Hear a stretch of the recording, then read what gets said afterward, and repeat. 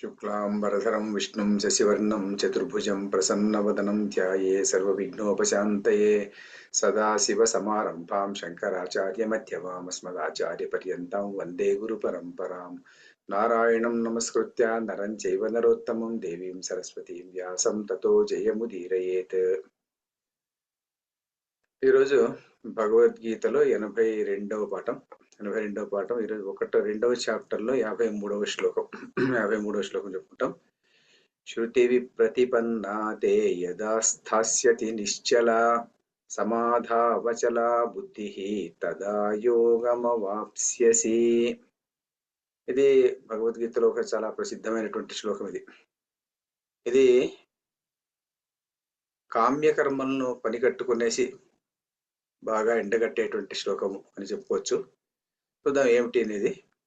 దీనికి చిన్న అవతారిక అంటే ముందు శ్లోకంలో ఏం చెప్పుకున్నామంటే మనము ఒక శ్లోకం చెప్పుకున్నాము. శ్లోకం ఏమంటే యదాతే మోహకలిలం బుద్ధిర్వ్యతితరిష్యసి తదా గంతాసి నిర్వేదం శ్రోతవ్యస్య శ్రుతస్య చ అని చెప్పుకున్నాం. అంటే ఏం చెప్పాడు అక్కడ అంటే భగవంతుడైనటువంటి శ్రీకృష్ణుడు ఎప్పుడైతే మోహకలిలం నుంచి కలిలం అంటే బురద అని చెప్పుకున్నాం. యదాతే మోహకలిలం బుద్ధిర్వ్యతిత దృశ్యతి, ఆ మోహము అన్నటువంటి బురద ఊబిలో నుంచి ఎప్పుడైతే నీ బుద్ధి అన్నటువంటి దాటిపోతుందో వ్యతితరిష్యతి దాటిపోతుందో తదా గంతాసి నిర్వేదం, అప్పుడు నీకు నిర్వేదం అన్నటువంటిది ఏర్పడుతుంది, నీకు నిర్వేదం అన్నటువంటిది వస్తుంది. అంటే వైరాగ్యం అన్నటువంటిది నీకు ప్రాప్తిస్తుంది. ఏమిట్లో వైరాగ్యం వస్తుంది? శ్రోతవ్యస్య శ్రుతస్య చ, అప్పుడే విన్నటువంటి దాని విషయంలో కానీ వినబోయేటువంటి విషయంలో కానీ ఆ నిర్వేదం అన్నటువంటిది వైరాగ్యం అనేటువంటిది వస్తుంది అని చెప్పాడు అనమాట. ఏమిటంటే ఇక్కడ ఈ శ్లోకంలో ముందు శ్లోకముకు ఈ శ్లోకానికి కనెక్షన్ ఏమిటంటే ముందు శ్లోకంలో చెప్పినటువంటి విషయం ఏమిటంటే మోహము అన్నటువంటిది ఉంది, వైరాగ్యము వివేకము అనుకోండి. వైరాగ్యము వివేకంలో మోహము అన్నటువంటి దానికి ఆపోజిట్ వచ్చేసి వివేకము అన్నమాట. మోహముకు వివేకము అన్నటువంటిది ఆపోజిట్. మోహం అంటే ఏమిటి? ఉన్నదాన్ని ఉన్నట్టుగా చూడకపోవడం అనమాట. లేనిది ఉన్నట్టుగా చూడడం, అది మోహం. మోహము అన్నటువంటి తాడును పాముగా చూడడము, పామును తాడుగా చూసి తాడును పాముగా చూడడము అలాంటి విషయము. లేకుంటే ఏమిటి? ఈ జగత్తంతా నిత్య సత్యము, ఆత్మ మిథ్య అనుకోవడము, ఈ దేహమే నిత్యము అనుకోవడము, ఇలాంటి భావన ఉంటుంది కదా. వీటన్నిటిని ఏమంటారంటే మోహము అంటాం అనమాట. ఉన్నది ఉన్నట్టుగా అనుకునే లేదనమాట. చూసింది ఏది కంటతో చూస్తాడో అదే నిజం అనుకోవడము, నిజము కాని దాన్ని నిజం అనుకోవడం అనమాట. నేను చనిపోతున్నాను అనుకోవడము. చనిపోవడం అనేటువంటిది ఆత్మకు చావు లేదు అన్నటువంటి విషయం తెలుసు అయినప్పటికీ కూడా నేను చనిపోతున్నాను భయపడ్డం అనమాట. ఇలాంటి మోహం అన్నమాట. ఎప్పుడైతే ఈ మోహ కలిలం నుంచి నీ బుద్ధి అన్నటువంటిది దాటి బయటకు వస్తుందో యదాతే మోహకలిలం బుద్ధిర్ వ్యతితరిష్యతి, అప్పుడు ఏమైపోతుంది? అది ఏమిటి అర్థం? మోహ కలిలం నుంచి బయటకు వచ్చాడంటే ఏమి? వివేకము చాలా ఉంది వీడికి అర్థం అనమాట. వివేకం వచ్చింది. వివేకం వచ్చినప్పుడు ఏమవుతుంది? వివేకం వచ్చినప్పుడు తదా గంతాసి నిర్వేదం, అప్పుడు నీకు వైరాగ్యం అన్నటువంటిది వస్తుంది. అంటే ఏమిటంటే వైరాగ్యం ఎప్పుడు వస్తుంది? వైరాగ్యం వివేకం వల్ల వస్తుంది అనమాట. అంటే వైరాగ్యం ఉన్నటువంటిది భగవద్గీత ప్రకారం వివేకం వల్ల వచ్చేటువంటి వైరాగ్యం అనమాట ఇక్కడ చెప్పడం అనమాట. వైరాగ్యం అన్నటువంటిది ఏదో ఒక వైరాగ్యము, ఒక శ్మశాన వైరాగ్యం లాంటిది కాదనమాట. శ్మశానికి వెళ్ళినప్పుడు కాస్త కొంచెం సేపు వైరాగ్యం రావడం, తర్వాత ఇంటికి వచ్చిన తర్వాత మామూలుగా ఉండడము అలాంటిది కాదనమాట. ఇక్కడ వైరాగ్యం అంటే ఏమంటే వివేక జ్ఞానముతో వచ్చేటువంటి ప్రతి సెకండ్ ప్రతి ముహూర్తంలోనూ మనము వివేకంతో ఉంటాము. వివేకంతో ఉండి ఇది నిజము, ఇది నిజము కాదు, ఇది సత్యము, ఇది అసత్యము. అంటే ఏమిట్లో వీడికి వివేక జ్ఞానం వస్తుంది? చూడండి, మోహ ద్వారేణ లబ్ధాత్మ వివేక ప్రజ్ఞ అంటాడు అనమాట. ఈ మోహ కలిడం నుంచి ఆ ద్వారం నుంచి ఎప్పుడైతే బయటకు వస్తాడో అప్పుడు వచ్చేటువంటి ఫలం ఏమిటి? లబ్ధాత్మ వివేక ప్రజ్ఞ, వానికి వివేకము ఉన్నటువంటిది వస్తుంది. మోహానికి ఆపోజిట్ వివేకం వస్తుంది.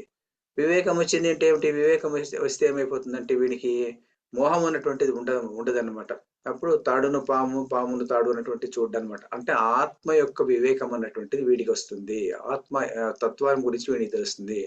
అంటే ఆత్మను గురించి తెలుస్తుంది అంటే ఏమిటి అర్థము? ఆత్మానాత్మ వివేకం వస్తుంది అని అర్థం అనమాట. ఆత్మానాత్మ వివేకం అంటే ఏమిటి? ఎలా చెప్పొచ్చునంటే ఒక వ్యక్తికి తాడు యొక్క వివేకం ఉంది అంటే ఏమర్థము? తాడు యొక్క వివేకం ఉంది అంటే తాడు పాము యొక్క వివేకం ఉంది అని అర్థం అనమాట. అంటే పాము చెప్పనక్కర్లే అక్కడ. తాడు అని చెప్తే కదా తాడు యొక్క వివేకం ఉంది అంటే ఇది పాము కాదు అని చెప్పేటువంటి వివేకం అతనికి ఉంది. అలాగే ఇది ఆత్మ అని చెప్పినటువంటి వాడు ఇది ఆత్మ కాదు, ఇది ఆత్మ కాదు, ఇది ఆత్మ అంటే ఆత్మ అనాత్మ వివేకం వీటికి వస్తుందన్నమాట. ఎప్పుడైతే ఈ మోహకలీలము అనేటువంటి దాని నుంచి ఆ ద్వారం నుంచి బయటపడిన పడతాడో అప్పుడు లబ్ధాత్మ వివేక ప్రజ్ఞ, వానికి వివేక ప్రజ్ఞ అన్నటువంటిది వస్తుంది. ఆ వివేకం నుంచి వచ్చేటువంటి ఫలం ఏమిటి? కర్మయోగజం ఫలం. కర్మయోగ నిష్టలో కూర్చునేటువంటి వాడికి ఆ శక్తి వాడికి వస్తుంది అనమాట. కర్మయోగం చేసేటువంటి శక్తి. కర్మయోగం అంటే ఏమిటి? నిస్వార్థంగా పనిచేయడము, తర్వాత ఏమి ఈశ్వరార్పణ బుద్ధితో పనిచేయడము, నేను చేస్తున్నాను అనేటువంటి అహంభావం లేకుండా పోవడము, ఏది అపేక్ష లేకుండా పోవడము, తర్వాత చేసినటువంటి కామ్య కర్మ యొక్క ఫలము నాకు కావాలి అని కోరుకోకపోవడము, ఇవన్నీ వివేకం వల్ల వస్తుంది. ఎలా వస్తుంది వివేకం వల్ల? ఇవన్నీ ఎలా వస్తుంది? వివేకం వల్ల ఎలా వస్తుందంటే ఎప్పుడైతే ఇవన్నీ వాడికి తెలిసిపోతుంది అనమాట. ఏది నిత్యము ఏది అనిత్యము అన్నటువంటి విషయం వాడికి వచ్చి తెలిసిపోయి ఉంటుంది. అందువల్ల కామ్యకర్మలు అన్నటువంటి వాడికి పట్టదన్నమాట. కామ్యకర్మలు ఎప్పుడైతే పట్టకుండా పోతుందో అప్పుడు ఆ కామ్యకర్మలో మీద కోరిక కామన ఉన్నటువంటి వాడికి మాత్రమే ఎప్పుడు కూడాను ఆ భయం గాని, కామనతో కూడి వచ్చేటువంటి భయం గాని అన్నీ ఉంటుందన్నమాట. వీడికి అలాంటిది ఏం లేదు. అందువల్ల ఏమైపోతుందంటే వివేక ప్రజ్ఞ ద్వారా కర్మయోగం చేసేటువంటి శక్తి వానికి వస్తుందన్నమాట. కర్మయోగం ఫలం. దీనివల్ల ఏమైపోతుంది? పరమార్థ యోగం యోగం అవాప్స్యామీతి చేత్ తత్శృణు. పరమార్థ యోగము అన్నటువంటిది వీటికి సిద్ధిస్తుంది. ఆ కర్మయోగం నుంచి వచ్చేటువంటిది అంటే వివేకం అన్నటువంటిది రూట్ అన్నమాట. ఇక్కడ వివేకం అన్నటువంటిది స్టాటం. ఆ వివేకం నుంచి ఏమైపోతుందంటే కర్మయోగం చేసేటువంటి జ్ఞానం వీడికి వస్తుంది అనమాట. కర్మయోగం చేసేటువంటి స్థైర్యము, స్థిరత్వం వస్తుంది. ఎందుకు కర్మయోగం చేసేటువంటి స్థిరత్వం వస్తుంది అంటే వాడికి కామన అన్నటువంటిది లేదన్నమాట. కామన లేదు, ప్రతిఫలాపేక్ష లేదు, తర్వాత ఎక్స్పెక్టేషన్స్ అన్నటువంటిది లేదు. అందువల్ల కర్మయోగం చేసేటువంటి శక్తి వీడికి వస్తుంది. దీనివల్ల వాడికి వచ్చేటువంటిది ఏమిటి? దానివల్ల పరమార్థ యోగం. పరమార్థం అంటే ఏమిటి? పరమార్థం అంటే the highest level of truth, highest truth అనమాట. యోగులను అడిగితే వాళ్ళు ఏం చెప్తారంటే అది సమాధి అంటారు అనమాట. ఆ స్థితిని సమాధి అంటారు. మరి భక్తులను అడిగితే వాళ్ళు ఏమంటారు? అది దేవుడు అంటారు. అదే వేదాంతులను అడిగితే వాళ్ళు ఏమంటారు? అది ఆత్మ అంటారు. ఆత్మ అన్న ఒకటే, దేవుడు అన్న ఒకటే, తర్వాత సమాధి అన్న ఒకటే అనమాట. ఆ స్టేజ్ చేరుకుంటాడు అనమాట. పరమార్థ యోగం. యోగం అంటే ఏమిటి? యోగం అంటే రెండు కలయిక అంటే జీవాత్మ పరమాత్మలోకి కలిసిపోవడం అనమాట. నది సముద్రంలో కలిసిపోయినట్టుగా, తరంగం సముద్రంలో కలిసిపోయినట్టుగా ఇక్కడ జీవాత్మ అన్నటువంటిది ఆ పరమాత్మలోకి మెర్జ్ అయిపోయేదాన్ని ఆ యోగం అన్నమాట. అది కలిసిపోవడాన్ని యోగం అంటాం అనమాట. ఈ పరమార్థ యోగం అంటే హైయెస్ట్ లెవెల్ ఆఫ్ ట్రూత్ లోకి కలిసిపోయేటువంటి మాది వస్తుంది. అది అది కథ ఎప్పుడు వస్తుంది అలాంటిది అని కదా అన్నటువంటి వర్డ్ అనమాట. ఎప్పుడు వస్తుంది అది?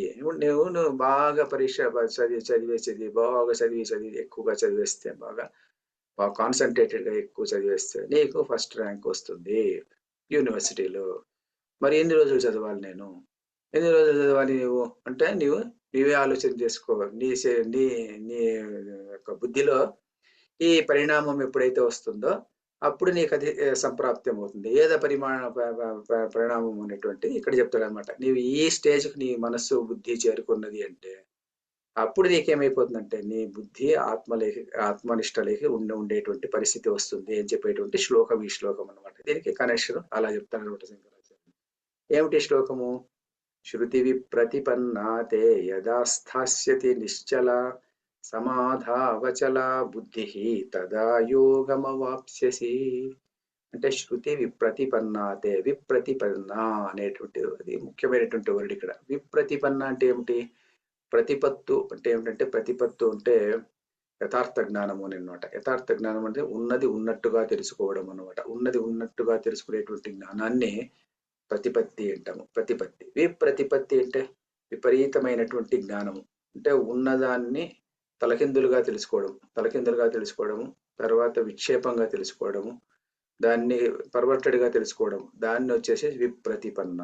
విప్రతిపన్న అంటే ఏమిటిది? ప్రతిపన్న ఎలా తెలుసుకోవడము? తే బుద్ధి, అరే అర్జున నీ బుద్ధి పూర్తిగా కలుషితమైపోయింది, విప్రతిపన్నమైపోయింది. అంటే ఉన్నది ఉన్నట్టుగా చూసేటువంటి శక్తి నీకు లేకుండా పోయింది. విప్రతిపన్న విప్రతిపన్న అంటే ఏమిటంటే నీవు దానికి ఉదాహరణ ఏమిటి? భోగములు సుఖములు, భోగములన్నీ సుఖదాయకములు. లేకుంటే మంచి భోజనము, మంచి మంచి భోజనం బాగా ఉండే పిజ్జా లాంటి భోజనం అంతా సుఖం ఇచ్చేటువంటిది అని అనుకుంటాడనుకోండి వీడు. అర్థం ఏమిటి? అది సుఖం ఇస్తుందా? దుఃఖం ఇస్తుందా? మళ్ళీ తెలుస్తుందనమాట. అప్పుడు వాడిని చూసినప్పుడు నాలుకకు రుచిగా ఉంటుంది. నాలుకకు రుచి అయినటువంటి పదార్థము మరి కడుపుకు మంచిది కాదనమాట. కడుపుకు మంచిదైనటువంటి పదార్థము నాలుకకు మంచిది కాదు. కాబట్టి ఏమైపోతుంది? వీడేమనుకుంటాడు? నాలుకకు ఇంపుగా ఉంది, పసందుగా ఉంది అనుకునేసి దాన్ని తింటే వాడు సుఖదాయకం అనుకునేది. అదే మోహం అన్నమాట. అదేమైపోతుంది? అది విప్రతిపన్నమైనటువంటి బుద్ధి. వాడికి తెలుసు అనమాట. అది అది తప్పు ఉన్నటువంటి విషయం తెలుసు. మరి ఈ గంజా తాగేటువంటి వాళ్ళు అలాంటి వాళ్ళకి అది తెలుసు అనమాట. అది తెలుసు కానీ దాని నుంచి నేను బయటకు వచ్చేటువంటి మార్గం వాడికి తెలియదు అనమాట. అందుకోసం దుర్యోధనుడు ఒకసారి మహాభారతంలో చెప్తాడు అనమాట. జానామి ధర్మం, నాకు ధర్మం బాగా తెలుసు. అయితే నచమే ప్రవృత్తి, నేను అందులో నేను అలాగా నా ధర్మముల మార్గంలో నేను నడచలేను. అట్లాగే నాకు అధర్మం కూడా తెలుసు. అధర్మం అంటే ఏమిటో తెలుసు. కానీ దాని నుంచి విడసలేను నేను. అధర్మాన్ని పట్టుకొని ఉంటాడు అని చెప్పేసి దాని ఫేమస్ కొటేషన్ మహాభారతంలో వస్తుందన్నమాట. ఇక్కడ ఏమిటంటే ఇక్కడ వీడికి విప్రతిపన్నమైనటువంటి బుద్ధి ఉంటుందన్నమాట. విప్రతిపన్నమైనటువంటి బుద్ధి ఉన్న దాని వల్ల వీడు ఏం చేస్తాడు? ఏది మోహమో, ఏది నిజమో, ఏది నిజం కాదో, ఏది మంచిదో, ఏది చెడుదో తెలియదన్నమాట.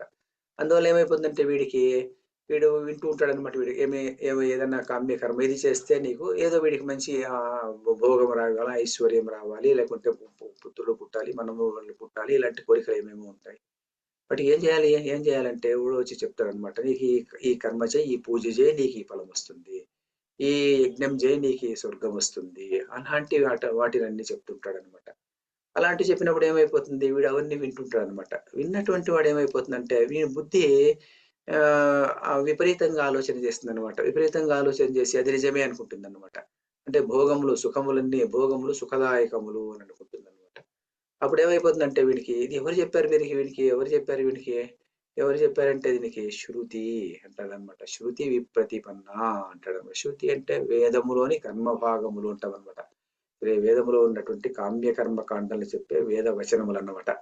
ఆ కామ్య కర్మలు చెప్పేటువంటి వేద వచనములు అవి ఏం చెప్తుంటాయి? ఆ కామ్య కర్మలు అనేవి ఈ నీకు ఈ కోరిక ఉంటే దీన్ని ఈ యాగాన్ని, యజ్ఞాన్ని, ఈ పూజను, ఈ వ్రతాన్ని, ఈ నోమును, ఈ తీర్థయాత్రలు ఇలాంటివి చేస్తే నీకు ఈ ఫలం వస్తుంది అని చెప్తుంటారు అనమాట. వీడు ఏం చేస్తాడు? దానివల్ల విని విని విని ఏం చేస్తా అంటే వీడు వీటి చేయడానికి మొదలు పెడతాడు. చేయడానికి మొదలు పెట్టడానికి ఏమైపోతుంది? అది చేయడం వల్ల అది చేస్తాడు. దానివల్ల ఏదో ఒకటి ఫలం వస్తుంది. ఆ ఫలం వచ్చిన తర్వాత అంతటితో తృప్తి ఉండదు. ఇంకోటి కావాలనుకుంటాడు. అది ఇంకొకటి వింటుంటాడు. అది వింటూ ఉంటాడు అనమాట. ఈ కామ్య కర్మల గురించి చెప్పేటువంటి భాగం ఎవరు చెప్పారయ్యా దీన్ని అంటే శృతి చెప్పింది అంటాడనమాట. మరి శ్రీకృష్ణ పరమాత్మ శృతి విప్రతిపన్న అంటాడనమాట. శృతి విప్రతిపన్న అంటే నీ బుద్ధి వేదములో చెప్పినటువంటి కామ్య కర్మలు విని బుద్ధి అంతా కలుషితమైపోయింది అంటాడనమాట. అంటే ఇవన్నీ ఇలా అన్నందువల్ల ఏమైపోతుందంటే చాలా మంది కామ్య కర్మలు చేసేటికి బాగా అలవాటు పడిపోయేటువంటి జీవులు మనలాంటి వాళ్ళు చాలా మంది. మరి ఏమిటిది? వేదాలనే తిరస్కరిస్తారా? వేదాల్లో ఉన్నటువంటి కామ్య కర్మలు ఎలా తిరస్కరిస్తారు అని ఇలాంటివి అంటుంటారనమాట. అంటే ఏమిటంటే ఇక్కడ అది కూడా వేదమే చెప్పింది మరి. వేదాంతంలో చెప్పినటువంటి ఆత్మస్థితి అదంతా కూడా వేదాంతమే చెప్పింది. కానీ కామ్య కర్మలు కూడా వేదమే చెప్పింది. వేదం యొక్క స్వరూపం ఎలా ఉంటుందంటే వేదంలో సుమారు 90% అంతా ఎలా ఉంటుంది అంటే ఈ కామ్య కర్మల గురించే ఉంటుందన్నమాట. ఒక 10% మాత్రము ఉపనిషత్తులు, వేదాంతము, తర్వాత ఆత్మ, అనాత్మ, పరమాత్మ ఇలాంటి విషయాలు ఉంటాయన్నమాట. మరి 90% చెప్పినటువంటిది నిజమా? లేక 10% చెప్పింది నిజమా? కాబట్టి 2 వేదమే చెప్పింది కదా! మరి రెండిటికి అది ఎంత గొప్పదో, ఇది అంత గొప్పదే కదా! మరి కామ్య కర్మలు కూడా జ్ఞాన సాధకాలే కదా! అని చెప్పేటువంటి వాళ్ళు ఉంటారనమాట. అలాంటి చెప్పేటువంటి వాళ్ళు తర్వాత దానికి అలవాటైపోయినటువంటి వాళ్ళు. అంటే ఈ పూజలు, పురస్కారాలు వీటి వీటి వల్లనే మనకు ఫలితం లభిస్తుంది. దీని ఫలితం వల్ల మనమేమో గొప్పవాళ్ళైపోతాము అనేటువంటి వాళ్ళు ఎలాంటి వాళ్ళంటే శృ శృతి విప్రతిపన్న బుద్ధి. వాళ్ళ బుద్ధి ఎలా ఉంటుందంటే శృతి చేత చెప్పబడినటువంటి వేద వాక్యములు, కామ్య కర్మలు చెప్పేటువంటి వేదవాక్యములు విని విని విని బుద్ధి కలుషితమైపోతుంది. బుద్ధి కలుషితం అయిపోతుందంటే ఎందుకు కలుషితం అయిపోతుంది? ఎందుకు కలుషితం అయిపోతుందంటే వాడు ఒకటి వింటాడనమాట. ఒకటేదో సాధించాలనుకుంటాడు. ఒకటి సాధనము, ఒకటి సాధ్యము. ఆ సాధన సాధ్యాల మధ్యలో ఏం చేస్తా అంటే ఈ సాధ్యాన్ని కావాలంటే ఈ సాధనము కామ్యకర్మలో ఒక సాధనం చెప్తుందనమాట. నాకు ఏదో ఒక పెద్ద ప్రమోషన్ రావాలి, లేకుంటే నేను ఏదో ఒక ఊరికి ప్రెసిడెంట్ కావాలి, లేకుంటే నేను ఒక స్టేట్‌కి చీఫ్ మినిస్టర్ కావాలి, లేకుంటే ఇంకేదో గొప్పవాడిని కావాలి, లేకుంటే నాకు ఇంత ఐశ్వర్యం రావాలి, నాకు పుత్రుడు కావాలి, మనవడు కావాలి. ఇలాంటి కోరికలన్నిటికీను ఒక్కొక్క దానికి ఒక్కొక్కటి ఉంటుందన్నమాట. కామ్యకర్మల్లో ఒకటి చెప్తుంటారు. వేదమే చెప్తుందన్నమాట. మరి వేదం చెప్పేసింది కదా అని చెప్పేసేసి వీడేం చేస్తా అంటే దాన్ని పట్టుకుంటాడనమాట. దాన్ని పట్టుకునేసి ఏం చేస్తా అంటే అది ఆ ప్రవాహంలో పడిపోయి వీడి బుద్ధి సుడిగుండాలు తిరిగినట్టు తిరుగుతూ ఉంటుంది. అలా తిరిగేటువంటి బుద్ధి ఎప్పుడైతే నిశ్చలమవుతుందో అది శృతి విప్రతిపన్నా తే అంటే నీ యొక్క ఎప్పుడైతే యథ అంటే ఎప్పుడైతే శృతి అంటే శృతి విప్రతిపన్న అంటే కామ్యకర్మ కాండలని చెప్పే వేద వచనములు వినటం వలన విచలితమైనటువంటి తే బుద్ధి నీ యొక్క బుద్ధి అప్పుడేమైపోతుంది అది నిశ్చలమైనప్పుడు నిశ్చలమైపోయింటే అంటే అది మళ్ళీ అలాంటి చలనం లేకుండా అంటే అటు ఇటు ఊగులాడకుండా ఉండేటువంటి సిచ్యుయేషన్ ఏర్పడినప్పుడు బుద్ధి సమాధౌ అచలా బుద్ధి సమాధౌ ప్లస్ అచల సమాధౌ అచల బుద్ధి అచల బుద్ధికి అప్పుడు ఏమైపోతుందంటే అలాంటి చలనం లేకుండా ఉన్నటువంటి బుద్ధి స్థిరత్వం ఉన్నటువంటి ప్రదేశం చేరుకున్నప్పుడు అప్పుడు నీకు తదా యోగం అవాప్స్యసి అప్పుడు నీకు యోగము ఉన్నటువంటిది అవాప్స్యసి అంటే చేరుకుంటుంది యోగం అనేటువంటిది ప్రాప్తిస్తుంది నీవు పొందుతావు అని చెప్పేసి చెప్పేటువంటి శ్లోకం అన్నమాట. దీన్ని కాస్త విస్తారంగా చెప్పుకోవాలి అంటే మనం కాస్త ఏం చేయాలంటే దీనికి శంకరాచార్య భాష్యంలోకి వెళ్తే ఇలా ఉంటుంది అనమాట. ఇది కేవలం అర్థం మాత్రమే అంటే ఇలా ఉంటుంది. కామ్యకర్మ కాండలను చెప్పే వేద విభాగాల వైపు ఆకర్షితం కాకుండా నీ బుద్ధి ఎప్పుడైతే భగవంతుని ఎందే నిశ్చలంగా ఉంటుందో, భగవంతుడు అంటే ఆత్మ అనుకున్నాం, భగవంతుడు ఆత్మ సమాధి మూడు ఒకటి అనుకున్నాం, నిశ్చలంగా ఉంటుందో అప్పుడు సంపూర్ణమైన యోగ స్థితిని నీవు పొందగలవు అంటాడు అని అంటాడు అనమాట. దీనికి కాస్త ఇందులోకి వెళ్ళిపోయాడంటే చాలా ఇంకా బాగా అర్థమవుతుంది అనమాట. ఏం చెప్తాడంటే శృతి విప్రతిపన్న అనేక సాధ్య సాధన సంబంధ ప్రకాశన శృతిభి శ్రవణై అంటాడు అనమాట. ఏమిటంటే ఇక్కడ సాధ్యము సాధనము అన్నటువంటి సంబంధం గురించి శంకరాచార్యులు చెప్తున్నారు అనమాట. సాధ్యము సాధనము ఏమిటి? సాధ్యము సాధనము ఒకటి గోలు, ఒకటి దానికి కావాల్సినటువంటి మీన్స్ అనమాట. ఎండ్స్ అండ్ మీన్స్ అంటాం కదా, ఎండ్స్ అండ్ మీన్స్ అది సాధ్య సాధన సంబంధం అనమాట. ఎండ్స్ అండ్ మీన్స్, ఈ ఎండ్స్ అండ్ మీన్స్ అన్నటువంటి మధ్యలో మన జీవితం అంతా అలా జరిగిపోతుంటుంది అనమాట. ఎండ్స్ అండ్ మీన్స్ ఎలా? ఎండ్స్ అండ్ మీన్స్ చూడండి, ఒక ఉదాహరణ. ఎండ్స్ అండ్ మీన్స్ అర్థం చేసుకోవాలంటే 10th క్లాసులో 10th క్లాస్ బాగా చదవడము సాధనం అనుకోండి. ఇక్కడ సాధనము సాధ్యం ఏమిటి? దీనివల్ల వచ్చేటువంటి ఫలితం ఏమిటి? ఇంటర్మీడియట్ లో మంచి కాలేజీలో సీటు దొరకడము. ఇంటర్మీడియట్ సాధనము మరి బిట్స్ పిలానీలోనో లేకుంటే ఐఐటి మెడ్రాస్లోనో సీటు దొరకడము సాధ్యము. మరి ఐఐటి బిట్స్ పిలానీలో ఐఐటి బిట్స్ పిలానీ లేకుంటే ఐఐటి మెడ్రాస్లో చదవడము సాధనము. దానివల్ల ఎంటెక్లో మంచి సీటు జర్మన్లోనో అమెరికాలో ఒక యూనివర్సిటీలో సీటు రావడం అన్నటువంటిది ఏమిటి? అది సాధ్యము. మరి ఆ ఎంటెక్ అదేదో పాస్ కావడము సాధనము. దానివల్ల ఒక మంచి డౌరీతో మంచి అమ్మాయితో పెళ్లి కావడం అన్నటువంటిది సాధ్యము. మంచి ఐశ్వర్యం ఉన్నటువంటి అమ్మాయితో పెళ్లి కావడం సాధ్యము. అది సాధ్యం. అది అమ్మాయితో పెళ్లి కావడం సాధనము. 2-3 పిల్లలు కనడము సాధ్యము. పిల్లలు కాలేదు ఏదో కారణం వల్ల, కాకపోతే పుత్రకామేష్టి అన్నటువంటిది సాధనము. దానివల్ల పుత్రుడు కలగడము అనేటువంటిది సాధ్యము. ఇలాంటివి అన్నమాట. సాధనము సాధ్యము అన్నమాట. నాకేదో పెద్దగా ఏదన్నా కోరిక ఉంటుంది, దానికి ఆ కోరికకి ఏదో ఒక సాధనం అన్నమాట. ఎవరో వచ్చి చెప్తారనమాట. ఏం చెప్తారు? నీకు మీ రాహుగ్రహము నీకు సరిగా లేదు కాబట్టి రాహుగ్రహ శాంతి అన్నటువంటిది సాధనము అని చెప్తారు. సాధ్యం ఏమిటి? దానివల్ల గొప్ప ఐశ్వర్యం రావడం అన్నటువంటిది సాధ్యం అన్నమాట. దానివల్ల ఏమైపోతుంది? సాధనము సాధ్యము అన్నటువంటి దాని మధ్య ఈ బుద్ధి ఏమైపోతుందంటే శృతిభి చెప్తుందనమాట. కొన్ని సాధన సాధ్యాలు చూడండి ఎలా ఉంటాయంటే, కొన్ని సాధనాలు సాధ్యాలు మనకు డైరెక్ట్ గా కనిపిస్తుంటాయి. ఎలా అంటే, నేను రైల్వే టికెట్ ముందుగా రిజర్వ్ చేసి రెడీగా పెట్టుకొని రైలు వచ్చే సమయానికి కరెక్ట్ గా నేను రైల్వే స్టేషన్ కి వెళ్తాను, అది సాధనము. నాకు కంఫర్టబుల్ జర్నీ ఉంటుంది ఆ రోజు, అది సాధ్యము. అది తెలిసిపోతుంది అనమాట. నేను ఇక్కడెక్కడో ఎక్కడికో వెళ్ళాలి, టికెట్ తీసుకుందాను, అక్కడికి వెళ్ళాలి అంటే నేను వెళ్తాననమాట. అది సాధ్యము, ఇది సాధనము అది కనిపిస్తూ ఉంటుందన్నమాట. కానీ ఇప్పుడు నేను పుత్రుడు లేరు, పుత్ర కామేష్టి యాగం నేను చేశాను. మరి పుత్రుడు కలుగుతాడా కలగడా? ఎవరు చెప్పి పుత్రుడు కలుగుతాడని ఎవరు చెప్పారు నీకు? ఎవరు చెప్పారు నీకు అంటే శృతిభిహి. శృతి చెప్తుందన్నయ్య. శృతి చెప్తుందనమాట. వేదము చెప్తుందనమాట. శృతి ఇలాంటివి చెప్తుంటుందనమాట. శృతి వేదం ఎందుకు చెప్తుంటుంది?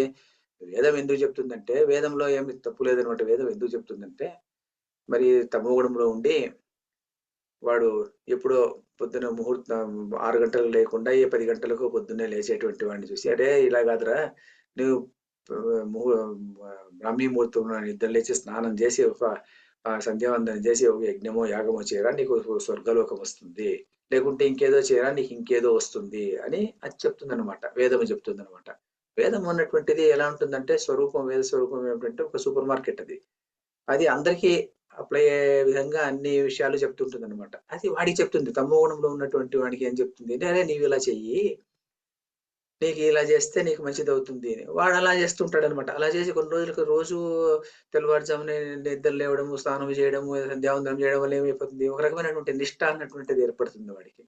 నిష్ఠ ఏర్పడిన తర్వాత చిన్నగా ఒక యజ్ఞము, దేవుని పూజ అది ఇది చేయడం వల్ల ఏమైపోతుంది వాడికి? స్థిరత్వం అన్నటువంటిది కాస్త కాస్త రావడం మొదలుపెడుతుంది. వచ్చినటువంటి వాడు అక్కడి నుంచి ఏం చేయాలి వాడు? ఈ కామ్యకర్మల్లోకి ప్రవేశం అవుతాడనమాట. కామ్యకర్మలు చిన్న చిన్నవి చేసుకుంటూ, ఆ కామ్యకర్మల నుంచి కొన్నాళ్ళకి ఏమైపోతుందంటే వాడు నిష్కామ కర్మలోకి ప్రవేశించి, నిష్కామ కర్మలో నుంచి ఉపాసనలోకి వచ్చి, ఉపాసనలో నుంచి ఏమైపోతాడంటే వాడు ఉపాసనలోకి వచ్చి, ఉపాసన నుంచి నిష్కామ కర్మలోకి వచ్చి, నిష్కామ కర్మ నుంచి వాడు ఏమైపోతాడు చివరికి మా ఆత్మనిష్టకు చేరుకోవాలి అన్నటువంటిది ప్రణాళిక అన్నమాట. కానీ వీడేం చేస్తుంటాడు వీడు? ఇక్కడ ఈ కామ్యకర్మలు వినేసి ఇందులోనే ఉంటాడు వీడు. అంటే ఎల్‌కేజీ, యూకేజీ ఎన్నీను స్టేజెస్ అన్నమాట ఇవన్నీ. ఒక ఎల్‌కేజీ, తర్వాత యూకేజీ, తర్వాత ఏదో పీయూసీ వరకు చదవడం, తర్వాత డిగ్రీ, తర్వాత పీజీ, తర్వాత పోస్ట్ గ్రాడ్యుయేషను. వీడికి ఎల్‌కేజీ, యూకేజీ లెవెల్‌లో వీడికి కామ్యకర్మలు చెప్పాడన్నమాట. చెప్పి భగవంతుడు "అరే! నీవు తమోగుణం నుంచి ఇలా బయటికి రావడానికి కోసం ఇది చేయరా" అని చెప్పి వేదము చెప్తే వీడు ఇదే పూర్తి అనుకునేసి ఇందులోనే ఉంటాను నేను ముందుకు జరగను అనుకునేటువంటి వాడు వాడి బుద్ధి ఎలా ఉంటుంది? విప్రతిపన్న బుద్ధి అంటాడనమాట. ఆ బుద్ధి ఎలా ఉంటుంది? శృతి చెప్పినటువంటి వేద వాక్యాలు వీడేమంటుంటాడంటే వేదం చెప్పింది కదా! వేదాన్ని నేను ఫాలో అవుతున్నాను ఉంటాడనమాట. శ్రీకృష్ణ పరమాత్ముడు ఏమంటాడంటే, "అరే! వేదం చెప్పింది ప్రమాణం అని ఒకటి అనుకోద్దు. అది చెప్పిండేది కేవలం తమోగుణంలో ఉన్నటువంటి వానికి నీవు ఆ స్టేజ్ నుంచి బయటకి రా అంటుందా" అని చెప్తున్నాడనమాట. అంటే ఏమిటి ఇక్కడ? ఒక పిల్లవాడు ఏడుస్తుంటాడంట. నేను స్కూలుకెళ్ళను ఉంటాడంట. అమ్మ వచ్చి చెప్తుందంట, "అరే బాబు అలా గాదు. నీకు ఒక లాలీపాప్ ఇస్తానురా. ఇది తీసుకునేసేసి నువ్వు తినేసేసి స్కూలుకెళ్ళు. ఈ స్కూలుకెళ్తే నీకు లాలీపాప్ ఇస్తాను" అంటుందంట. వీడు లాలీపాప్ తింటాడు. స్కూలుకెళ్తాడు. రెండో రోజు లాలీపాప్ అడుగుతాడు. రెండో రోజు లాలీపాప్ ఇస్తే అది స్కూలుకి వెళ్తాడు. మూడో రోజు లాలీపాప్ అడుగుతాడు వాడు. వాడి పాటికి వాడు స్కూలుకెళ్తాడనమాట మళ్ళీను. కానీ వీడెలాంటి వాడు మనకు ఈ శృతి ప్రతిపన్న బుద్ధి ఉండేటువంటి వాడు ఎలాంటి వాడు? రోజు లాలీపాప్ కోసం అడిగేటువంటి వాడనమాట వీడు. అంటే నాకు రోజు లాలీపాప్ ఇస్తే పోతాను అని చెప్పేసి. స్కూలుకి వెళ్ళడం చదువుకోవడానికి కాదనమాట వాడు. లాలీపాప్ కోసం వెళ్తుంటాడనమాట. ఇక్కడ గూడా అంతే.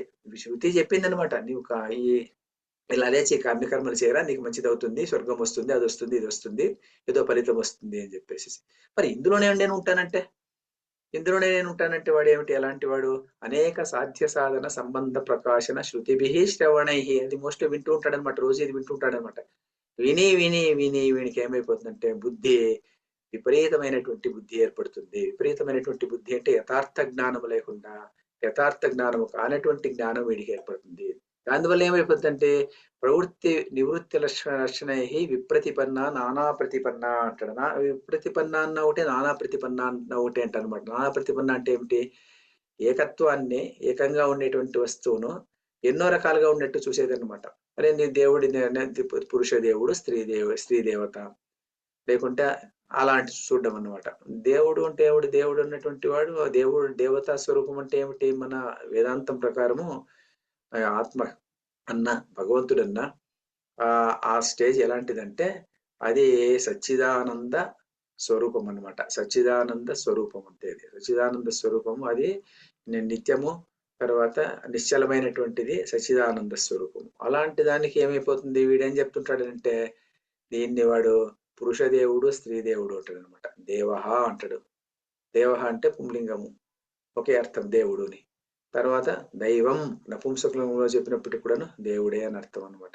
దేవత అని స్త్రీలింగంలో చెప్పినప్పటికి కూడా అదే దేవుడు. ఈ అర్థమేం మారదనమాట. మూడింటికి ఒకే అర్థం అనమాట. ఈ పురుష దేవుడు, స్త్రీ దేవత అని ఎలాగైతే ఎవడైనా గుడికి వెళ్ళిన తర్వాత నాకు 10 మంది ఆడదేవుళ్ళు కనిపించారు, 12 మంది మగదేవుళ్ళు కనిపించారు అని అలా చూడగలిగినటువంటి వాడు నానా ప్రతిపన్న. అంటే విప్రతిపన్న అన్న నానా ప్రతిపన్న అంటే వాడు ఉన్నది ఉన్నట్టుగా చూడడం లేదన్నమాట. బంగారం అంగడికి వెళ్ళి వాడు ఏం చేస్తున్నాడంటే, అరే ఇక్కడ నెక్లెస్ అంటున్నాడు, తర్వాత ఇది గోల్డ్ చైన్ అంటున్నాడు, ఇంకోటి అంటున్నాడు, మరొకటి అంటున్నాడు. కానీ ఏమిటి ఏకత్వం చూసేటువంటి వాడు అన్నీ కలిసి బంగారమే. ఇది ఏమిటి అంటే అది బంగారం అనమాట. ఆ బంగారం అనమాట. కానీ వీడికి ఏమైపోయింది, ఈ శృతిలో ఉన్నటువంటి వేదవాక్యాలు విని విని బుద్ధి చెడిపోయేసి వాడు ఏం చేస్తున్నాడంటే మోహంతో వాడు ఆ విప్రతిపన్న లక్షణము, నానా ప్రతిపన్న లక్షణము వాడికి సంప్రాప్తిస్తుంది అనమాట. ఈ శృతి చెప్పిందే కాకుండా ఇంకా కొన్ని వాడు వింటుంటాడు అనమాట ఇలాంటివి. లౌకిక విషయాల్లో ఎలాంటివి వింటుంటాడు, ఏదో వచ్చి ఎవడో చెప్తుంటాడు అనమాట. వాడు పబ్బం గడుచుకోవడానికి కోసం ఏదో నేను విన్నది వాడు ఏదో విన్నట్టుగా చెప్తుంటాడు అనమాట. ఇది వేదంలో ఉంది అని చెప్పేసి ఒక శ్లోకం చెప్పేసి చెప్తుంటాడు అనమాట. అది ఉందో లేదో తెలీదు. మరి చాలా మంది మనకు అలాంటివన్నీ మనకు టీవీల్లో అలాంటివి కనిపిస్తుంటాయి అనమాట. నీవు ఈ చెట్టు నువ్వు ఇక్కడ పెట్టుకుంటే నీకు ఈ ఫలితం వస్తుంది. ఈ అరటి చెట్టు ఇంటి ముందర కుడి భాగంలో ఉండకూడదు, ఎడమ భాగంలో ఉండాలి, నైరుతిలో ఉండకూడదు, దక్షిణంలో ఉండాలి. ఇలాంటివి ఏటో చెప్తుంటారు అనుకోండి. ఇలాంటి విషయాలన్నీ నేను మరి బెస్ట్ ఎగ్జాంపుల్ ఏమంటే శృతిలో లేని విషయాలు ఎలా ప్రచారంలోకి వస్తాయంటే, చిలుకూరు బాలాజీకి దగ్గరికి వెళితే నీకు వీసా వస్తుంది. మరి వీసా అన్నటువంటిది గాని, ఆ చిలుకూరు బాలాజీ విషయం గాని మరి వేదంలో లేదు కదా! మరి వేదంలో లేనటువంటి విషయాన్ని మరి వేదంలో చెప్పినట్టుగా ఇలాంటివి కూడా శృతిలో చెప్పినటువంటి వాక్యాలు, శృతిలో చెప్పనటువంటి వాక్యాలు ఇలాంటివన్నీ వస్తుంటాయన్నమాట. ఇంకేదో నీవు చేసావంటే నీకు ఇది మరి ర్యాలీకి వెళ్ళావంటే నీకు ట్రాన్స్‌ఫర్ వస్తుంది అంటారు. ఈస్ట్ గోదావరి డిస్ట్రిక్ట్‌కి ఇప్పుడు కూడా వెళ్తే అక్కడ ర్యాలీ అనేటువంటి ప్రదేశం ఉంది. ఆ ర్యాలీకెళ్తే అక్కడ మోహిని స్వరూపం ఉన్నటువంటి శ్రీ మహావిష్ణువు స్వరూపం ముందు విష్ణువు, వెనక పక్క మోహిని ఉన్నటువంటి ఆకారం ఉన్నటువంటి విగ్రహం కనిపిస్తుందనమాట. అక్కడికెళ్ళొచ్చావంటే నీకు ట్రాన్స్‌ఫర్ వస్తుంది అంటారనమాట. అది ఏమిటిది, మనం నమ్మకాన్ని మనమేమి కాదనట్లేదు మనము. ఇక్కడ ఏం చెప్తున్నామంటే ఈ శృతి వల్ల ఈ శృతి కానటువంటి వాక్యాలు కూడా వింటుంటాడు వీడు. శృతిలో చెప్పినటువంటి వాక్యాలు, శృతిలో లేనటువంటి వాక్యాలు ఇలాంటివన్నీ విని విని ఏమైపోతుందంటే శ్రీకృష్ణుడు అంటున్నటువంటి మాటలు మనం అంటున్నటువంటి మాటలు కాదనమాట. ఎందుకంటే భగవద్గీత అనేటువంటిది చాలా ప్రాక్టికల్ గ్రంథం ఒకటి. రెండోది ఏమిటంటే ఈ వేదాలను కూడాను ఉపనిషత్తు అన్నటువంటిది స్పేర్ చేయదనమాట. సత్యం ఏదో దాన్ని అన్వేషణ, సత్యాన్వేషణమే ఉపనిషత్తుల యొక్క గోల్ అన్నమాట. సత్యాన్వేషణ ఏమిటి సత్యము, ఏది అసత్యము అన్నటువంటి అన్వేషణ అన్నమాట. ఎందుకంటే ఉపనిషత్తులో ఆ ఉపనిషత్తుల మధ్యలో వెలిగేటువంటి వాళ్ళు ఎలాంటి వాళ్ళంటే ఈ కామ్యకర్మలన్నీ అధిగమించినటువంటి వాళ్ళు అనమాట. కామనలు లేనటువంటి వాళ్ళు, కోరికలు లేనటువంటి వారు, అపేక్ష లేనటువంటి వాళ్ళు, ఎక్స్పెక్టేషన్స్ లేనటువంటి వాళ్ళు. అలాంటి వాళ్ళకి ఎలా ఉంటుందంటే వాళ్ళు ఆత్మనిష్ఠులే వెళ్ళిపోతుంటారు. అంటే ఇక్కడ 2 విషయాలు ఒక విషయం మనం తెలుసుకోవాల్సినటువంటి విషయం ఏమిటంటే, నీవు ఈ కామ్య కర్మలను చేసి దానివల్ల వచ్చేటువంటి సాధనము ద్వారా సాధ్యాన్ని సాధించి, ఆ సాధ్యాన్ని మళ్ళీ సాధనంగా వాడుకొని ఇంకొక సాధ్యాన్ని సాధించి, ఇలాగే సంసారం చేస్తూ ఉండి, తర్వాత ఈ పుణ్యపాపాల ఫలితం వల్ల మళ్ళీ జన్మ ఎత్తి, మళ్ళీ జన్మలో మళ్ళీ పుణ్యపాపాలు చేసుకుంటూ ఇలా సంసార చక్రంలో ఉంటావా? లేకుంటే నీవు ఆ వివేక జ్ఞానం వల్ల ఆత్మానాత్మ వివేకం తెలుసుకునేసి ఆత్మనిష్ఠుడే ఆత్మలో ఉంటావా అంటే ఆత్మలో కలిసి ఉంటావా అంటే పరమాత్మ తత్వాన్ని నీవు తెలుసుకునేసి అందులో లీనమైపోతావా? ఈ 2 మోక్షం కావాలనా లేకుంటే నీకు స్వర్గం కావాలనా అన్నటువంటిది ఇక్కడ మీమాంస అనమాట. ఈ శ్రీకృష్ణుడు ఏం చెప్తా అంటే మరి నీవు ఎందుకు బాధపడి సంసారంలో మళ్ళీ మళ్ళీ మునిగి మళ్ళీ సాధన సాధ్యాల్లో ఉండిపోతావు?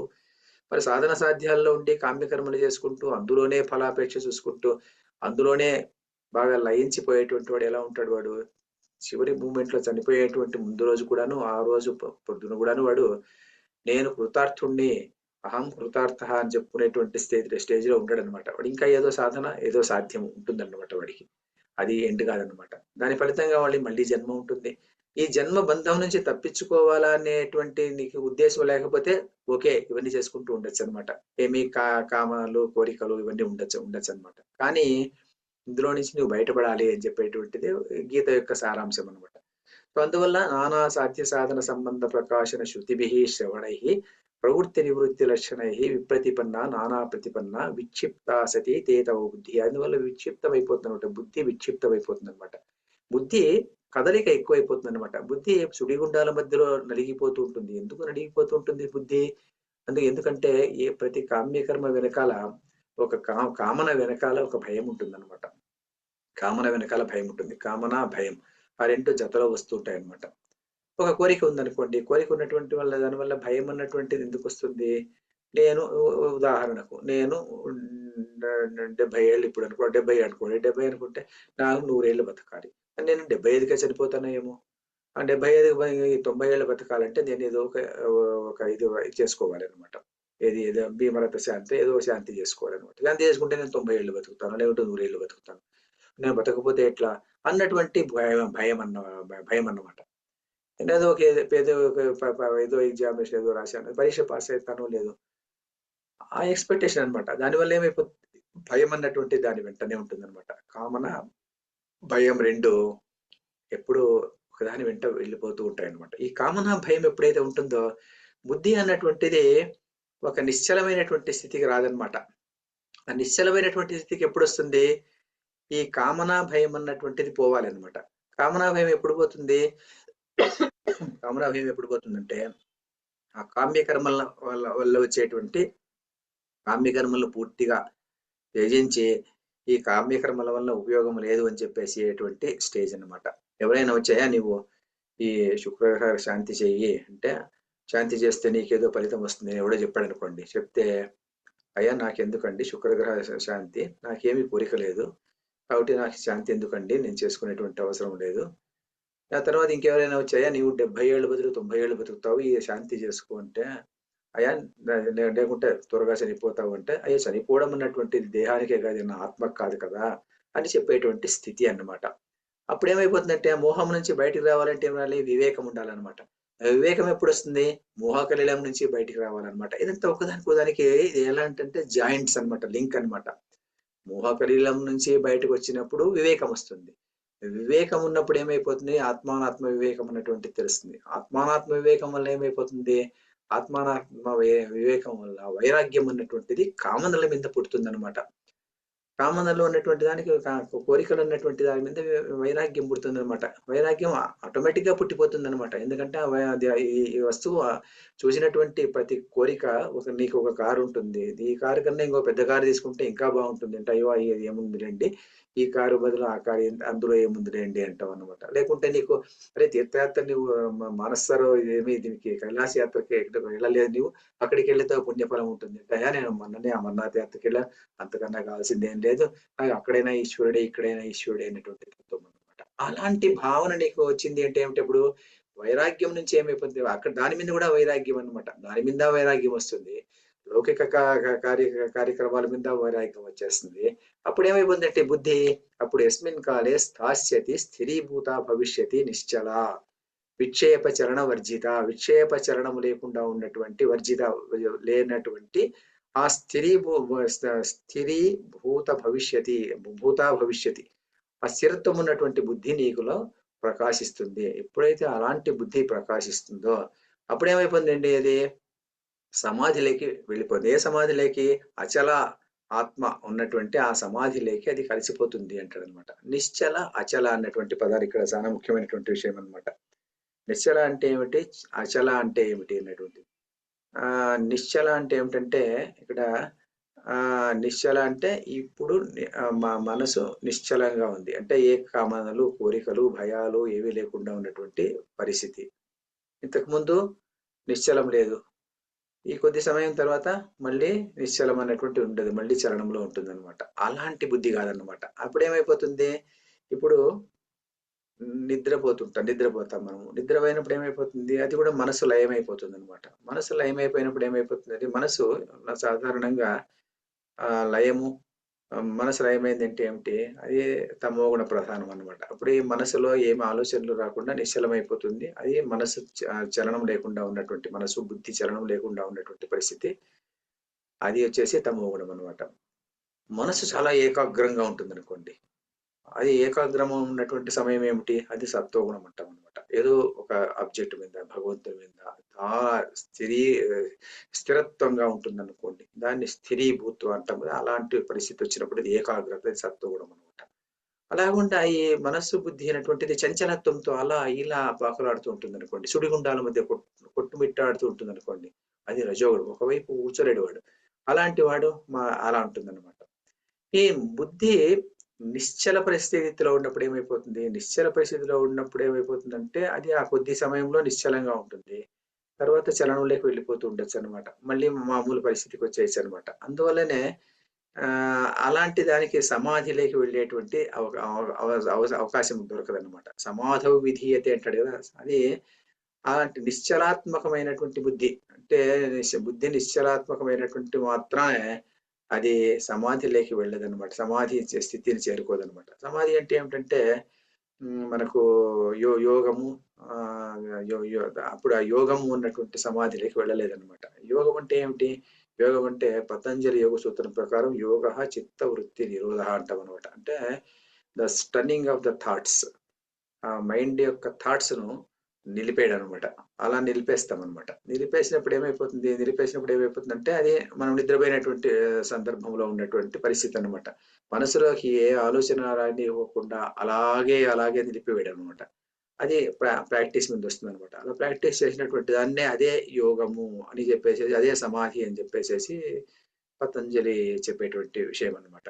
కానీ అక్కడేం జరుగుతుంది ఒకటి బాగా ఆలోచన జేస్తే, ఒక అవివేకి అయినటువంటి వాడు సమాధిలోకి వెళ్ళినప్పుడు, సమాధి స్థితి నుంచి బయటకొచ్చిన తర్వాత మళ్ళీ అవివేకిగానే బయటకొస్తాడు. ఇది ఎలా అంటే, ఒక వస్తువును మనము ఫ్రిడ్జ్‌లో పెట్టి ఫ్రీజ్ చేస్తాం. ఫ్రీజ్ చేసినప్పుడు ఏమైపోతుంది? అది ఫ్రీజ్ అయిపోతుంది. తర్వాత ఫ్రీజ్ అయినటువంటి వస్తువును బయటకి తీస్తే ఏమొస్తుంది? బయటకి తీస్తే అది ముందు ఫ్రీజ్ కాకుండా ఉన్నటువంటి పరిస్థితి ఎలా ఉంటుందో అలాగే ఉంటుంది. ఇక్కడ ఈ మన బుద్ధి గూడా అలాగే ఉంటుందన్నమాట. బుద్ధి చంచలత్వంలో ఉన్నటువంటి బుద్ధిని మనము ఫోర్స్‌ఫుల్‌గా దాన్ని థాట్స్‌ను కంట్రోల్ చేస్తే ఏమైపోతుంది? కంట్రోల్ చేసేటువంటి విషయంలో కంట్రోల్ చేసేటువంటి సమయం అంతా మాత్రం సమాధిలో ఉంటుంది. తర్వాత మళ్ళీ బుద్ధి చంచలమైపోతూ ఉంటుందన్నమాట. ఎలా అంటే మరి మనము దీనికి వెళ్తుంటామన్నమాట. ఏది కేరళలో ఉంది గదా! అదేమి అయ్యప్ప దానికి వెళ్తుంటారు. వెళ్ళేటువంటి వాళ్ళు ఏం చేస్తారు 40 రోజులు నియమాలుంటాయన్నమాట. తెల్లవారుజామున 4 గంటలకు లేయాలి, స్నానం జేయాలి, తలకు నీళ్లు పోసుకోవాలి. తర్వాత పైన ఆచ్ఛాదన అనేది లేకోకుండా కూర్చొని ఆ చలికి అలా ఉండేసి తర్వాత నిష్టతో వెళ్ళాలి. తర్వాత సిగరెట్ తాగకూడదు, ఇంకోటి మత్తు మందు తాగకూడదు. ఇలా నిష్ట ఉంటుందన్నమాట. 40 రోజులయిన తర్వాత అది స్థిరత్వం ఉంటుంది బుద్ధికి. బయటకొచ్చిన తర్వాత మళ్ళీ ఆ 40 రోజులయిన తర్వాత మళ్ళీ మామూలు లెక్కొచ్చేసాడనుకోండి. ఈ బుద్ధి గూడా అలాంటిదే అన్నమాట. బుద్ధి అలాగ వచ్చిందనుకోండి, అలాగొస్తే దానివల్ల ఏమైపోతుంది ఇది సమాధి స్థితి వచ్చింది. కానీ సమాధి స్థితి అచలంగా లేదన్నమాట. అది నిశ్చలాత్మకమైనటువంటి బుద్ధి. అంటే బుద్ధికి విశేషణము నిశ్చలం. బుద్ధికి విశేషణం నిశ్చలము. కానీ ఆత్మకు విశేషణం ఏమిటి అంటే అది వచ్చేసేసి అచలం అన్నమాట. ఈ బుద్ధి అన్నటువంటిది నిశ్చలాత్మకమైనటువంటి బుద్ధి అచలాత్మకమైనటువంటి స్టేజ్‌కి రావాలి. ఎలా వస్తుందది? ఎలా వస్తుందంటే ఈ ఒకడు చెప్తాడు, "సరే నీకు నిశ్చలంగా అలాగే ఉండాలంటే నేను ఏం చెప్తానంటే, నువ్వు మెడిటేషన్ అన్నటువంటిది బాగా ప్రాక్టీస్ చెయి. నేను మెడిటేషన్ నీకు నేర్పిస్తాను" అంటాడన్నమాట. అంటే కామనలు వదులుకోనక్కర్లేదప్పుడు. కామనలు అలాగే పెట్టుకోవచ్చు. నీ కోరికలు నువ్వు పెట్టుకోవచ్చు. నీవు అలా ఉండొచ్చు అంటాడు. ఇంకోడంటాడు, "నేను నీకు మ్యూజిక్ థెరపీ ఇస్తాను. నీకు మ్యూజిక్ చల్లని మంచి మ్యూజిక్ వేస్తాను. ఆ మ్యూజిక్ వింటూ ఉంటే నీకు బుద్ధి ప్రశాంతగా వస్తుంది" అని వాడంటాడనుకోండి. ఎలా వస్తుంది? రాదన్నమాట. ఎందుకంటే వాటికి అచలత్వం వచ్చేటువంటి స్టేజ్ అది రాదన్నమాట. ఎందుకు రాదు అంటే అది నిశ్చలాత్మకంగా ఉండేదంత సమయం మాత్రమే అది ఉంటుందన్నమాట. తర్వాత చలనాత్మకంలోకి వచ్చేస్తుంటుందన్నమాట. ఎందుకొస్తుంది అంటే కామనలు అనేటువంటిది పోవాలన్నమాట. అది ఎలా పోతుంది కామనలు? వివేకం నుంచి పోతుందన్నమాట. వివేకము వైరాగ్యం నుంచి పోతుందన్నమాట. వివేక వైరాగ్యాల వల్ల కామనలు అనేటువంటివి వెళ్ళిపోతుంది. వివేకం ఎప్పుడొస్తుంది? మోహకలిలం నుంచి బయటకొచ్చినప్పుడు వివేకం వస్తుందన్నమాట. ఇదంతా ఒక సర్కిల్ లాగా ఉంటుందన్నమాట. అందువల్ల గీత యొక్క ప్రణాళిక ఏమిటంటే, నీ బుద్ధి మొట్టమొదటి ఏం కావాలి? మోహకలిలం నుంచి యదాతే మోహకలిలం బుద్ధిర్ వ్యతితరిష్యతి. అప్పుడు నీకేమైపోతుంది? బుద్ధిని అలా బయటికి వచ్చినప్పుడు తదా గంతాసి నిర్వేదం. అప్పుడు నీకు వైరాగ్యం అన్నటువంటిది వస్తుంది. మోహం అనేటువంటిది ఏమిటంటే చూసినటువంటి వస్తువు భోగములు ఉన్నటువంటిది సుఖదాయకములు అనుకునేసి ఇంకా భోగాలు కావాలి, ఇంకా ఐశ్వర్యం కావాలి, ఇంకా ఆస్తి కావాలి అనుకునేటువంటివన్నీను ఏమిటి? అలాంటివన్నీ ఏమిటి? కామనలు అన్నమాట. ఈ కామనల వలన భయాలు, కామన భయము, కామన భయము అన్నటువంటిది మోహంలో ఉన్నటువంటిది సంకేతాలు అనమాట. మోహాంతో కూడుకున్నటువంటివి అనమాట. ఈ మోహకలం నుంచి ఎప్పుడు బయటకు వచ్చేస్తాడో అప్పుడు ఇలాంటి విషయాల్లో ఐహిక విషయాలపైన ఇతనికి విరక్తి అనేటువంటిది వస్తుంది అనమాట. ఎప్పుడైతే ఈ వైరాగ్యం అనేటువంటిది వివేకం వల్ల ప్రాప్తిస్తుందో, ఆ వివేకం వల్ల వచ్చినటువంటి వైరాగ్యం వల్ల, అంతేగాని వివేకం వల్ల వైరాగ్యం రావాలి కానీ కేవలం ఏదో వైరాగ్యం క్షణికమైనటువంటి వైరాగ్యం వైరాగ్యం కాదనమాట. క్షణికమైనటువంటి వైరాగ్యం ఏదో ఒకటి చూసి ఒక సందర్భాన్ని చూసి ఇది ఇంతేనా అని చెప్పేసి తర్వాత నేను ఇలా ఉంటాను అనుకునేసి మళ్ళీ వచ్చి మళ్ళీ మామూలుగా ఉండేటువంటి పరిస్థితి కాదనమాట. అలాంటి బుద్ధి నీకు వచ్చినప్పుడు ఏమైపోతుందంటే సమాధిలోకి వెళ్ళిపోతుంది. సమాధిలోకి నీ బుద్ధి వెళ్ళిపోతుంది. అంటే బుద్ధి అంటే ఏమిటి? ఎలా చెప్పుకోవచ్చు? చలనాత్మకమైనటువంటి ఆత్మయే బుద్ధి. నిశ్చలాత్మకమైనటువంటి బుద్ధియే ఆత్మ. చలనాత్మకమైనటువంటి ఆత్మ బుద్ధి. నిశ్చలాత్మకమైనటువంటి బుద్ధి ఆత్మ. నిశ్చలాత్మ అంటే అచలాత్మకమైనటువంటి బుద్ధి ఆత్మ. ఇలా చెప్పుకోవచ్చు అనమాట మనం. అంటే ఏమిటంటే బుద్ధి అనేటువంటిది ఆత్మలే కలిసిపోవాలన్నమాట. బుద్ధి ఆత్మలోకి ఎందుకు కలుస్తుందండి? ఆత్మలో ఏమిటికి? ఎందుకంటే ఇప్పుడు బుద్ధిలో మనకి ఏముంటుంది? బుద్ధిలో ఆలోచనలన్నీ మనస్సు బుద్ధిలో నుంచినే వస్తుంటాయి అనమాట. మంచి ఆలోచన వచ్చింది. ఎక్కడి నుంచి వచ్చింది? మనసులో వచ్చింది. మనసుకు అధిష్టానం ఏమిటి? మనసుకు అధిష్టానం, మనసుకు బుద్ధికి ఇంటికి అధిష్టానం ఆత్మ. మరి చెడు ఆలోచనలు వచ్చినాయి. చెడు ఆలోచనలు ఎక్కడి నుంచి వచ్చాయి? మనసులో నుంచి వచ్చాయి, బుద్ధిలో నుంచి వచ్చాయి. వాటికి అధిష్టానం ఏమిటి? ఆత్మ. సో ఆత్మలో నుంచినే అన్ని వస్తుంటాయి అనమాట. ఆత్మలో నుంచినే ఈ మంచి ఆలోచనలు కానీ చెడు ఆలోచనలు కానీ బుద్ధి వస్తుంటాయి అనమాట. కానీ వీటన్నిటిని కంట్రోల్ చేసుకునేది ఎప్పుడు కంట్రోల్ చేసుకుంటావు నీవు? వైరాగ్యము, వివేకము ద్వారా ఏమైపోతుంది అనమాట? అవన్నీ నిశ్చలమైపోతాయి అనమాట. ఎప్పుడైతే అది నిశ్చలమైపోతుందో అప్పుడు ఏమైపోతుందంటే బుద్ధి అన్నటువంటిది అచలాత్మకం అయిపోతుంది. బుద్ధి అచలాత్మకం అయిపోతుందంటే అక్కడి నుంచి అది దాని స్వరూపమే అచలాత్మకం అయిపోతుంది. మళ్ళీ మార్పు ఉండదన్నమాట. బుద్ధి ఎప్పుడైతే అచలాత్మకమైనటువంటి స్టేజ్ అంటే నిశ్చలాత్మక దశలో నుంచి అచలాత్మకమైనటువంటి స్టేజ్కి ఎప్పుడైతే వస్తుందో అప్పుడు ఏమైపోతుందంటే ఆ స్టేజ్కి వచ్చిన సందర్భంలో అది ఏమైపోతుందంటే అది ఆత్మతో కలిసిపోతుంది. బుద్ధి ఆత్మ అయిపోతుంది అనమాట. బుద్ధియే ఆత్మ అయిపోతుంది అనమాట. బుద్ధి ఆత్మ అయిపోతుందంటే ఏమైపోతుందంటే సముద్రములోకి వచ్చినటువంటి తరంగము సముద్రం అయిపోయినట్టు, సముద్రములోకి వచ్చే ఉప్పు నీళ్ళ సముద్రములోకి మంచినీళ్ళ సరస్సు వచ్చేసి నది వచ్చి మంచినీళ్ళ నది అందులో కలిసిపోయి అది ఉప్పు సముద్రముగా మారిపోయినట్టుగా ఈ బుద్ధి అన్నటువంటిది నిశ్చలాత్మకమైనటువంటి బుద్ధి ఎప్పుడైతే బుద్ధి అలాంటి పరిస్థితి చేరుకుంటుందో అంటే ఏమిటి? ఈ కామనలు, కోరికలు, భయాలు అన్నటువంటివి లేనటువంటి సందర్భంలో అవి లేకుండా పోవాలంటే మోహం నుంచి బయటకు రావాలి. అప్పుడు వివేకం నుంచి ఆ జ్ఞానం వచ్చి ఆ వివేకం నుంచి వైరాగ్యం పుట్టి ఆ వైరాగ్యం వల్ల వచ్చినటువంటి వైరాగ్యం నుంచి వాటిని త్యజించి కర్మయోగంలో ప్రవేశించి ఆ కర్మయోగంలో ప్రవేశించినటువంటి వాడు ఆ కర్మయోగం ద్వారా అప్పుడు నిష్కామ కర్మ చేస్తూ ఈశ్వరార్పణ బుద్ధితో ప్రతి పని చేసేటువంటి సందర్భం ఏర్పడుతుంది. దానివల్ల వాడికి ఏమైపోతుంది? ఆ బుద్ధి అన్నటువంటిది వికసించి ఆత్మ ప్రకాశం అన్నటువంటిది జరుగుతుంది. అందువల్ల ఏమైపోతుంది? అప్పుడు ఆత్మనిష్ఠుడైపోతాడు వాడు. అది సమాధి. సమ్యక్ అధీయతే అస్మిన్ ఇది సమాధి అని చెప్తారనమాట. చక్కగా ఇందులో నిక్షిప్తం అయిపోతుంది కాబట్టి అది సమాధి అన్నమాట. అది సమాధి స్థితిలోకి వచ్చేస్తుంది అనమాట. సమాధి స్థితిలోకి వచ్చేటప్పుడు ఏమైపోతుంది? అందువల్ల తదా తస్మిన్ కాలే యోగం అవాప్స్యసి. యోగం అంటే ఏమిటంటే యోగం అన్నటువంటిది చాలా లూజ్ గా చెప్తుంటారు చాలా మంది. యోగం అంటే ఏమిటంటే జీవాత్మ పరమాత్మలోకి సంధానం అయిపోయేదాన్ని యోగం అంటాం అనమాట. అంతేగాని నేను పొద్దున్నే లేచి 20 నిమిషాలు యోగం చేశాను అంటుంటాడు అనమాట. 20 నిమిషాలు యోగం చేశాడంటే యోగ ఆసనాలు వేయడం అన్నటువంటిది యోగం కాదనమాట. అది అదొక భాగం అంతే దాంట్లో. అందువల్ల దానికి దీనికి సంబంధం లేదనమాట. యోగం అవాప్స్యసి అంటే యోగము అన్నట్టు యోగం అంటే జీవాత్మ పరమాత్మలోకి సంధానమయ్యేటువంటి అవస్థ అన్నమాట. తస్మిన్ కాలే యోగం అవాప్స్యసి. అది ఎలా దేని వల్ల? వివేక ప్రజ్ఞాం సమాధిం ప్రాప్స్యసి. వివేకం వల్లనే సాధ్యమవుతుంది అని చెప్తున్నాడు అనమాట. భగవంతుడు శ్రీకృష్ణుడు ఏం చెప్తున్నాడు అంటే వివేకము వల్ల వచ్చినటువంటి జ్ఞానం వల్ల, వివేకం వల్ల వివేక ప్రజ్ఞ వల్ల. అందువల్ల ఏమైంది మోహకలిలం అన్నటువంటిది వెళ్ళిపోతుంది. మోహకలిలం వెళ్ళిపోయిందన్నప్పుడు ఏమైపోతుంది? మోహకలిలం వెళ్ళిపోయినప్పుడు కామందుల మీద ఏమి ఇంట్రెస్ట్ ఉండదన్నమాట. అప్పుడు వైరాగ్యం అనేటువంటిది అంకురిస్తుంది. ఆ వైరాగ్యం వల్ల ఏమైపోతుంది?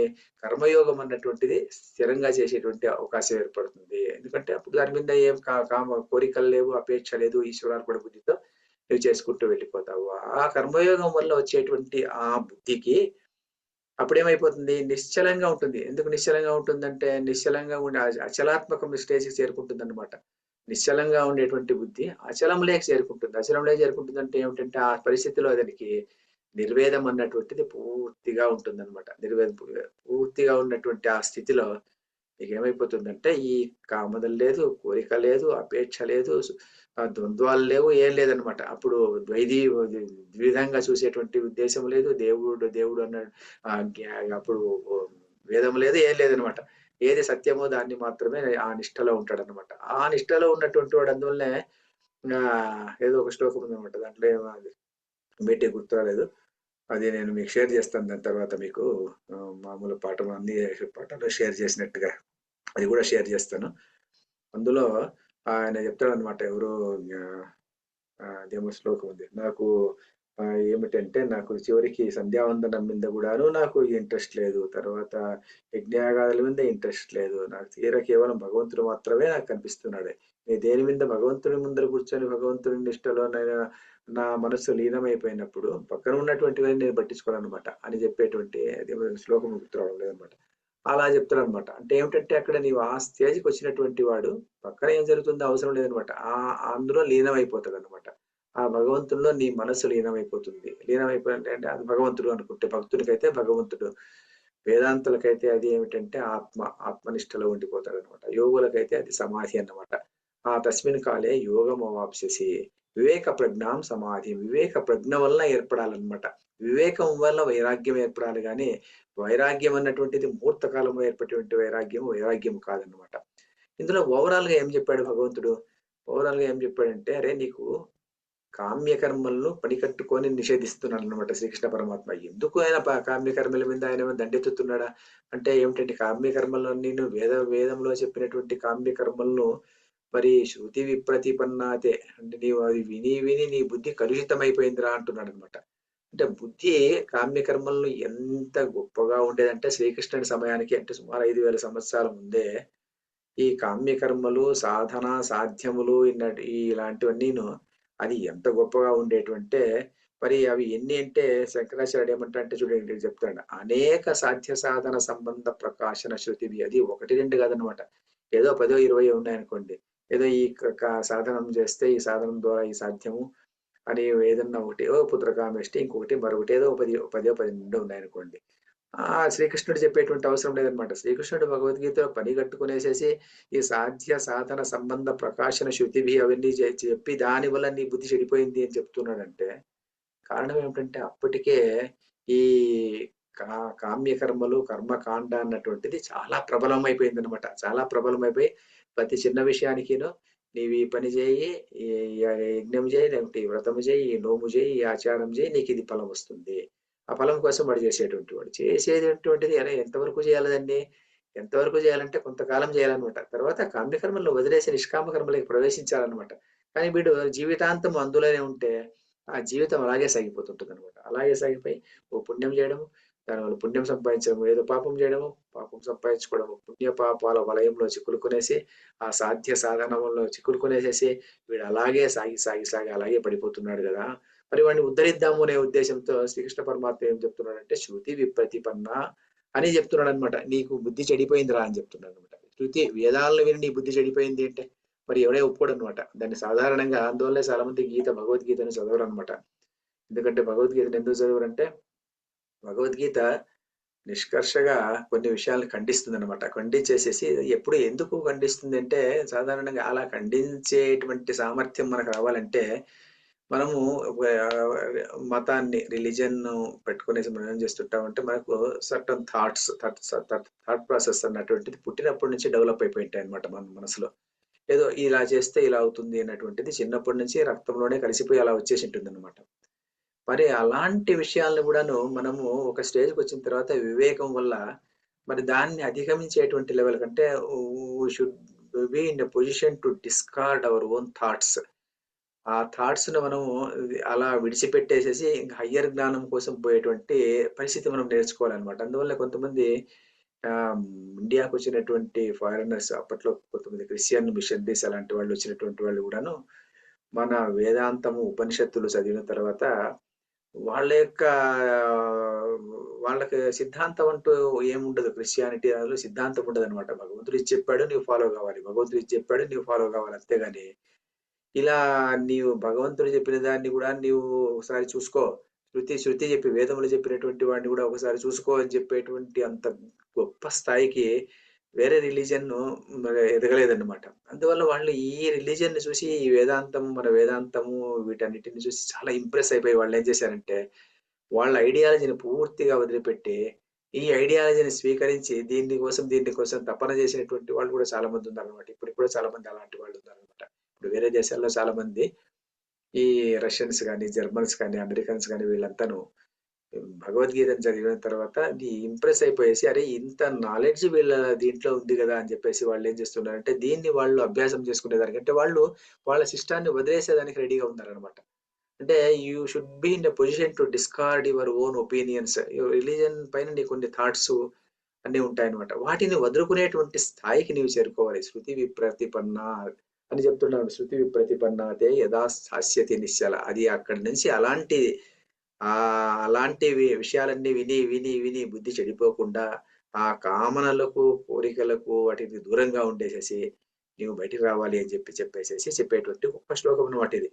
అందువల్లనే దీనికి ఇంత గొప్ప శ్లోకం అని చెప్పింది.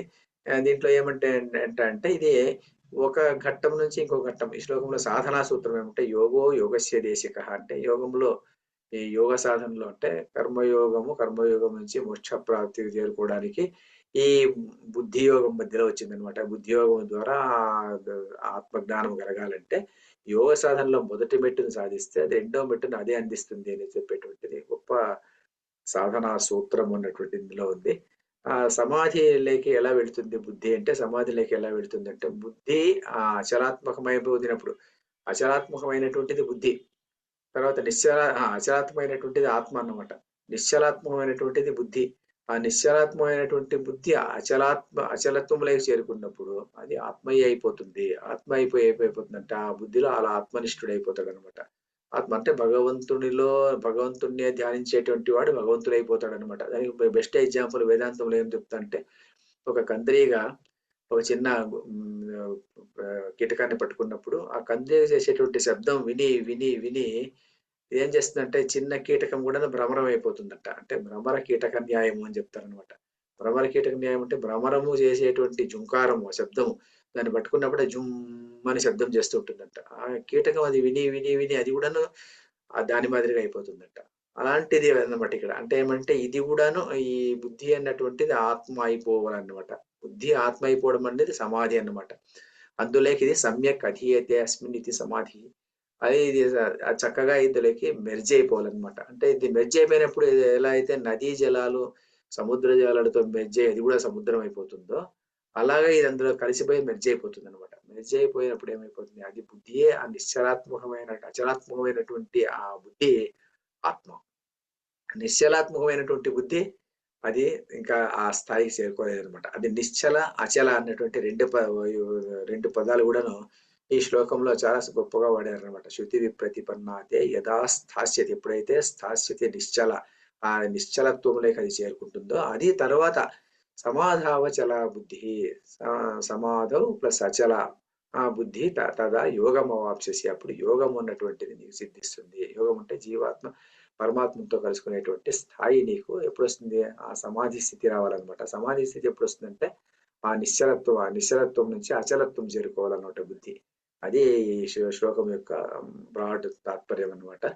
అలాంటి వ్యక్తి అలా చేరుకున్నటువంటి వ్యక్తి అంటే అలా ఆత్మ ఈ ప్రాసెస్ అంతా స్టేజ్ అయిపోయినటువంటి వ్యక్తి మరి ఎలా ఉంటాడు అన్నటువంటి ప్రశ్న వచ్చే శ్లోకంలో చెప్తాడనమాట. అర్జునుడు అడుగుతాడు. మరి వాడు ఎలా ఉంటాడు అని అడిగినప్పుడు వాడు ఎలా ఉంటాడు అన్నటువంటిది శ్రీకృష్ణ పరమాత్మ అక్కడ చెప్పుకుంటూ వస్తాడనమాట. దాన్ని మనము వచ్చే దీంట్లో చెప్పుకుంటాం అనమాట. అది పాఠంలో చెప్పుదాం. అంతవరకు సెలవు. కాయేన వాచా మనసేంద్రియైర్వా బుద్ధ్యాత్మనా వా ప్రకృతే స్వభావాత్ కరోమి యద్యత్ సకలం పరస్మై నారాయణాయేతి సమర్పయామి. సర్వం శ్రీకృష్ణార్పణమస్తు.